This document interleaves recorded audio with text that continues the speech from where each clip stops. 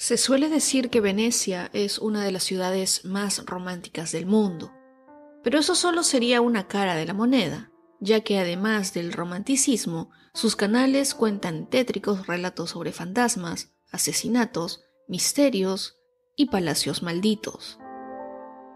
Hoy, en Lugares Misteriosos, conoceremos la historia y leyendas del Palacio Maldito de Venecia, que se encuentra en esta histórica ciudad de Italia.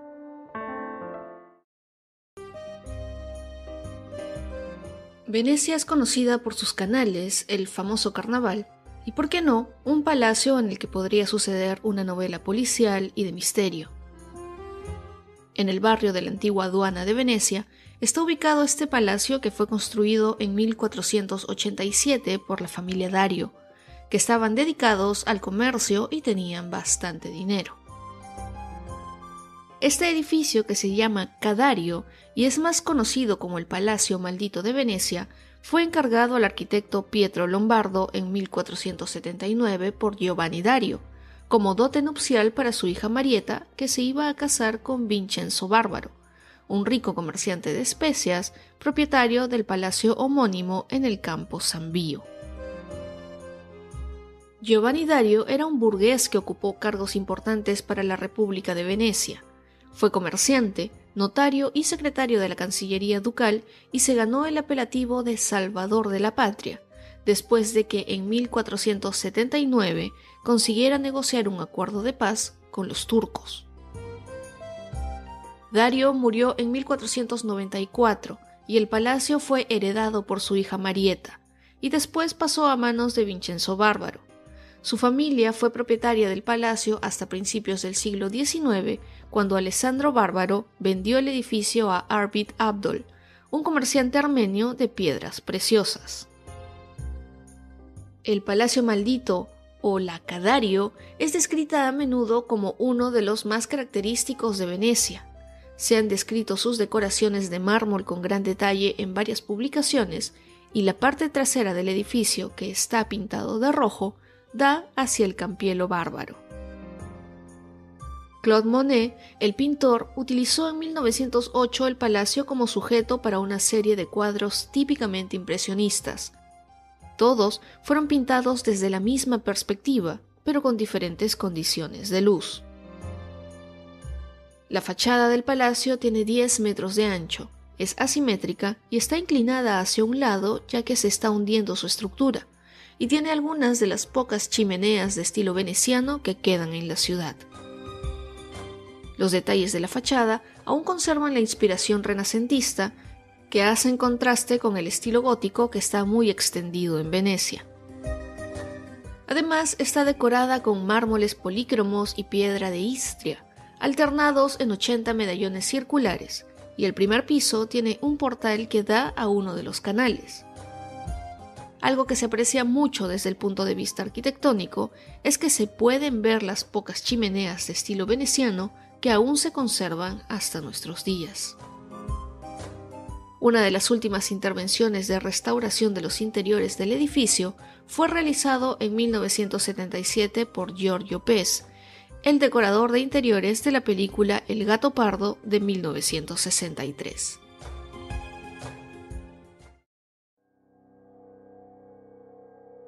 La belleza arquitectónica de la mansión Cadario contrasta con la fama de palacio maldito que ha adquirido a través de su historia, ya que varias tragedias han sucedido en el lugar, especialmente a sus propietarios.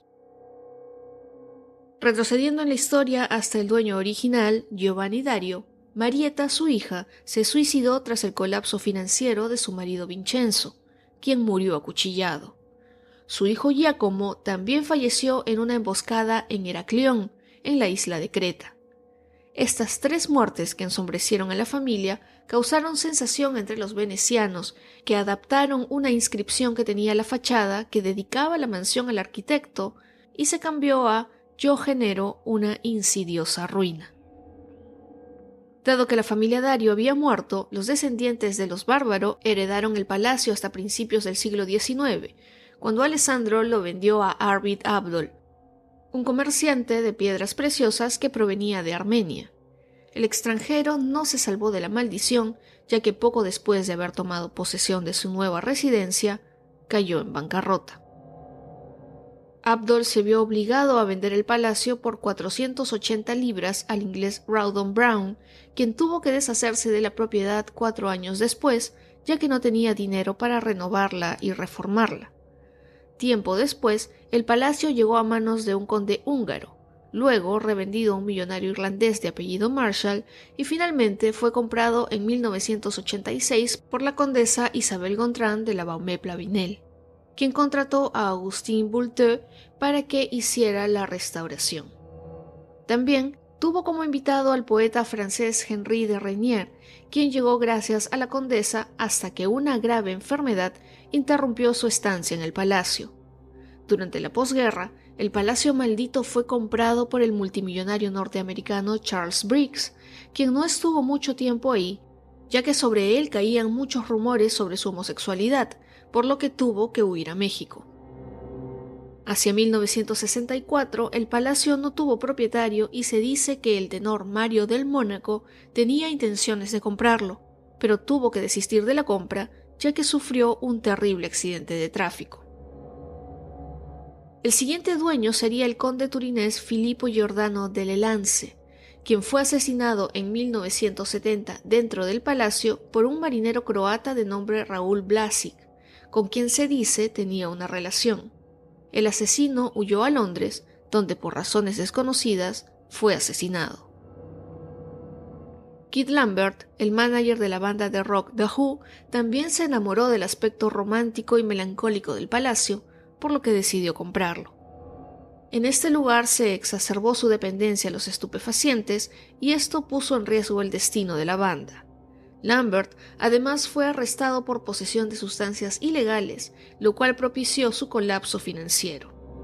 Este hombre conocía las leyendas del Palacio Maldito, y aunque decía que no creía en ellas, había decidido no dormir ahí y hacerlo, en cambio, en el kiosco de los gondoleros del cercano Hotel Gritti para, según él, huir de los fantasmas que lo perseguían en el edificio.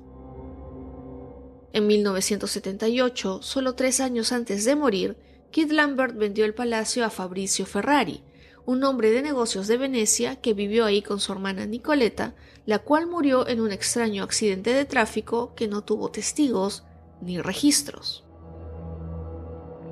Tiempo después, Ferrari estuvo involucrado en un crack financiero y fue acusado de haber golpeado a una modelo, por lo cual fue arrestado. Raúl Gardini se hizo dueño del palacio a finales de los años 80 con la finalidad de que fuera un regalo para su hija, pero al verse involucrado en el escándalo Tangentopoli o Manos Limpias, donde se sacó a la luz varios casos de corrupción, Gardini se suicidó en 1993 en circunstancias nunca aclaradas del todo. Tras la muerte de Gardini, nadie quiso comprar el Palacio Maldito, hasta el punto que la primera sociedad de intermediación que recibió el encargo para la venta desistió de hacerla. Hacia finales de los 90, el director y actor Woody Allen parecía tener algún interés por comprar la propiedad, pero por razones que no salieron al público, desistió. La última muerte conocida fue la del bajista John Entwistle, quien en 2002 había alquilado el palacio para pasar unas vacaciones. Él falleció a causa de un infarto.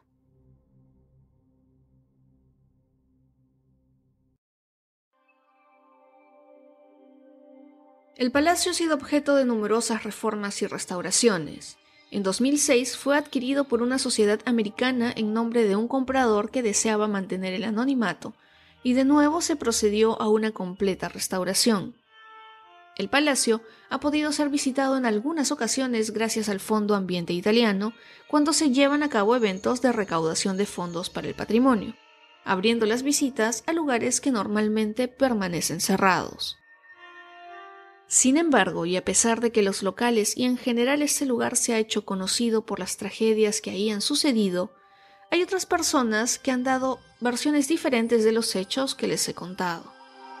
Según el medio web sebetblog.com, la versión de que la hija de Giovanni Dario se había suicidado en el palacio no sería cierta.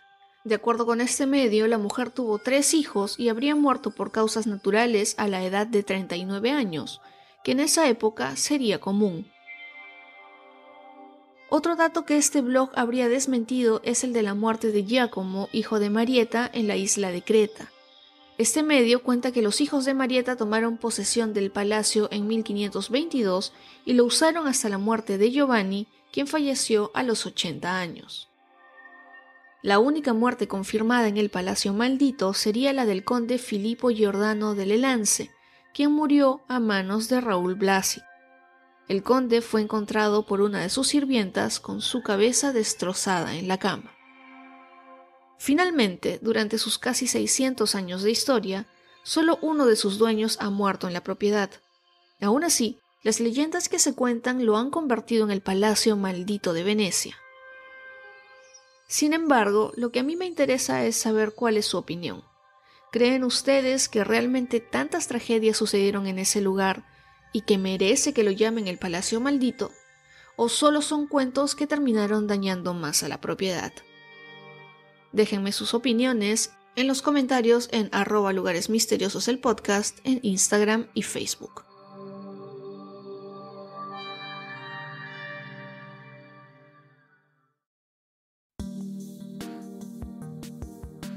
Antes de terminar con este episodio, como siempre, quiero agradecerles por llegar hasta esta parte del podcast. Les comento que en mi segundo proyecto, Interesante Historia, he publicado esta semana un nuevo capítulo en el que les cuento la historia de una de las mascotas más fieles de la historia.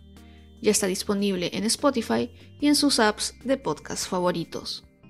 También está ya esperándolos en YouTube el video del episodio extra, en el que conoceremos la historia de la villa de Becky, un lugar que inclusive se dice fue visitado por un famoso ocultista. No se lo pierdan y recuerden dejarle un like, un comentario, suscribirse, activar la campanita y compartir el episodio en sus redes sociales para que el podcast siga creciendo. Yo soy Jacqueline Isa y nos encontramos en otros lugares misteriosos muy pronto.